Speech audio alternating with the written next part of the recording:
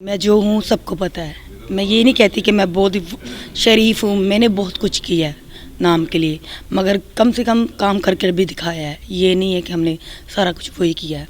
जैसे लोग होंगे वैसे ही वो चीज़ सोचेंगे, जैसी सोच होगी वैसे लोगों को पास करेंगे, अपनी इस लिस्ट में लेकर आएंगे।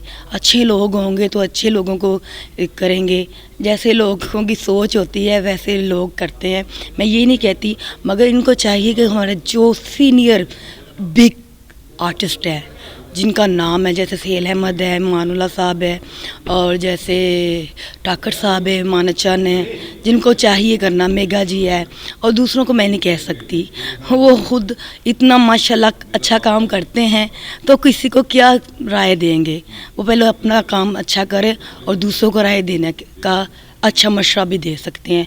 और मैं उनके बारे यही कहूँगी, जैसे वो लोग हैं वैसे ऐसे लोगों को भी काम देंगे। वो खुद ऐसे हैं ना, इसलिए ऐसे लोगों को काम देंगे।